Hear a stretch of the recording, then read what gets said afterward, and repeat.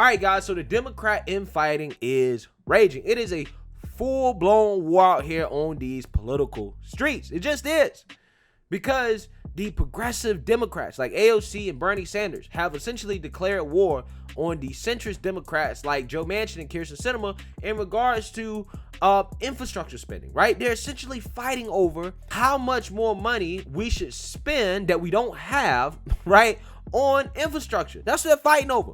How much more can we bankrupt this country in the name of infrastructure spending? As the progressive Democrats, they want the $3.5 trillion so-called families infrastructure plan, right? That includes a lot of socialist spending, right? On top of the $1.2 trillion bipartisan infrastructure package that's supposed to be, you know, for traditional infrastructure. Now, supposed to be. That's what they say, right? So they want both. They basically want to spend almost $5 trillion more that we don't have. Joe Manchin, along with the centrist Democrats and the bipartisan Republicans, they don't want Biden's $3.5 trillion families plan, right? They just want to spend the $1.2 trillion for the traditional infrastructure, okay? That's what they want to do. And like I said, guys, this has led to an all-out war, as AOC, Bernie, and the progressives actually have the power to nuke this whole process if they don't get what they want, right? If they can't spend the $5 trillion that they want to spend, they can nuke the whole process by deciding to vote no on the $1.2 trillion bipartisan package, which means nothing would get done. Joe Manchin, on the other hand, has already come out and said that he's not voting for the $3.5 trillion families plan that the progressives want, okay? He's already said that. So again, there's kind of a stalemate here, right? It's a stalemate. It's a chess match.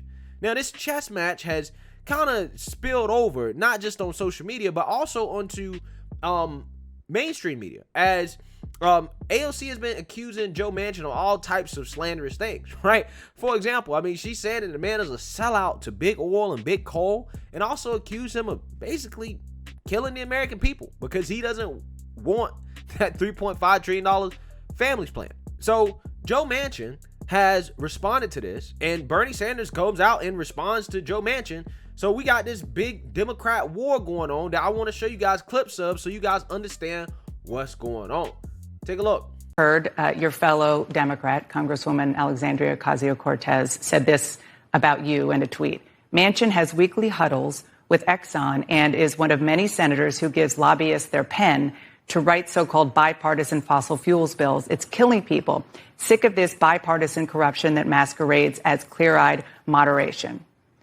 This is your fellow Democrat. Well, is it true that you have weekly meetings with Exxon and other lobbyists for fossil fuel? No, they don't. Weekly meetings. I don't. It's just false. I keep my door open for everybody. It's totally false. And those type of superlatives, it's just awful. Continue to divide. I don't know the young lady that well. I really don't. I've met her one time, I think, between sets here, but that's it. So we have not had any conversations. She's just speculating and saying things because she wants to. She's not the only one. I'm sure you've heard. There are a number of your fellow Democrats who say that you're opposed to this because you're bought and paid for by corporate donors. Because it makes no sense at all. I just gave you the facts. I've said this. You're entitled to your own facts. I mean, your own opinions. You're just not entitled to create your own facts to support it. And that's exactly what they're doing. First, your colleague, Joe Manchin, just explicitly told me repeatedly he will not support your $3.5 trillion reconciliation bill. He wants to see something more in the ballpark of $1.5 trillion. Is that acceptable to you?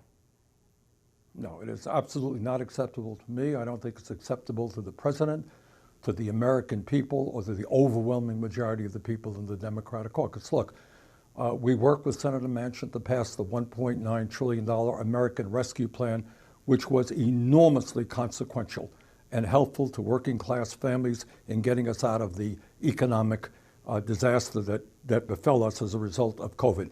I believe we're going to all sit down and work together and come up with a $3.5 trillion reconciliation bill, which deals with the enormously unmet needs of working families. You know, we've got to lower the cost of prescription drugs for people. We've got to expand Medicare to include dental, hearing aids, and eyeglasses. We have to maintain the $300 direct payment we're giving to working parents which have lowered childhood poverty in America by 50%. And I'll tell you what else we have got to do. The scientists will tell us that we got a few years left before there will be irreparable, irreversible harm to our planet if we do not address climate change. And the truth of the matter is, Dana, as you may know, many of us made a major compromise in going from the $6 trillion bill that we wanted, supported by the overwhelming majority of Democrats, down to 3.5. Mm-hmm. And the last point that I would make on this, I know that Senator Manchin worked very hard on what's called the bipartisan infrastructure bill, $550 billion of new money to rebuild our roads and our bridges. What we have worked on is working both of those bills in tandem. They go together. And it would be a really sad state of affairs for the American people, for Congress, if both of those bills went down. All right, guys. So like I've been telling you guys for a long, long time, the progressives, if they really about that life, they could nuke both. But what I found interesting, right, in this dynamic between Bernie and Joe Manchin is the fact that Bernie's talking about, well, we compromised when we came down from 6 trillion to 3.5 trillion. And I'm like, bro, you guys wanted to spend $6 trillion, dog. $6 trillion. Where are you getting that money from, bro? Where are you getting it from? 6 trillion, not 6 billion. 6 trillion with a T. The way it just rolls off his tongue. Like it ain't nothing. Like money grows on trees. It makes me uncomfortable. Okay? And the government, right? When they spend this much money, it never gets spent on the things that they claim it gets spent on. Like, for example, I mean, let's look at Obama's 2009 stimulus package, right? That had $48 billion that was supposed to go to infrastructure spending over 2 years, right? And this was out of $830 billion. So it wasn't trillions of dollars, right?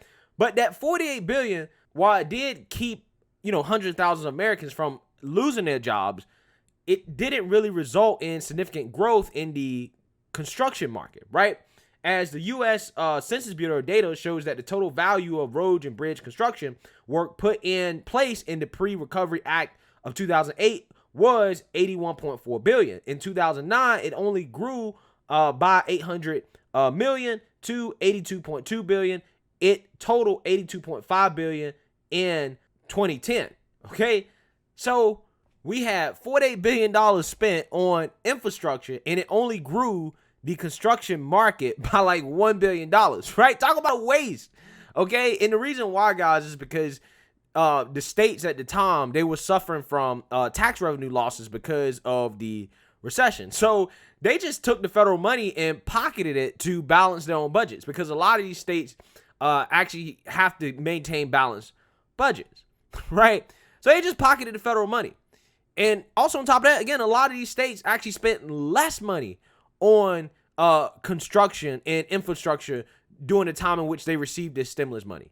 So again, guys, I mean, when the government spends this much money, a lot of times, guys, it goes to red tape. It goes to a bunch of stuff that it ain't really supposed to go towards, right? That's not really what they're saying it goes towards. So when you're talking about spending $6 trillion plus dollars, right? And we know how they love to spend. They say, hey, we want to spend this much.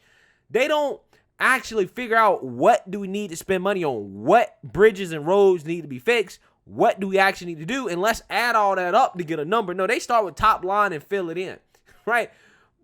We all know, guys, a lot of stuff is just going to go to special interests, right? A lot of money going to be wasted, okay? Obama tried to do a green electric vehicle initiative, right? And he failed at that too. That also failed. That didn't work. So like I said, guys, I'm skeptical about all this infrastructure stuff because the government always fails to spend the money the right way. And a lot of the money, again, it gets wasted, mainly on red tape and BS, okay? But I really could talk about it all day. What I really want to talk about here is AOC's response to Joe Manchin, okay? Because this is like stereotypical AOC response, right? She says, quote, in Washington, I usually know my questions of power are getting somewhere when the powerful stop referring to me as congresswoman and start referring to me as young lady instead. Winky face. Imagine if every time someone referred to someone as young lady, they were responded to by being addressed with their age and gender. They'd be pretty upset if one responded with old man, right? Why this kind of weird patronizing behavior is so acceptable is beyond me. So AOC, right, out of all the ways she could respond to Joe Manchin, right, she could talk about how, okay, you know, this is why we need to spend this much and that much, whatever, right? Even though I don't agree with her. There's so many different ways she could respond to Joe Manchin. She chooses to talk about how he refers to her as a young lady, right? But AOC kind of started all this because she's accusing the man of being a sellout, right? Selling out to big oil, right? And big coal. And, you know, hey, listen, I don't necessarily disagree with AOC saying that he's a sellout, but she's a sellout too, right? All politicians are sellouts, okay? They're all bought and sold, okay? That's just how politics works, right? It's just about who you selling out to, right? Who you selling out for.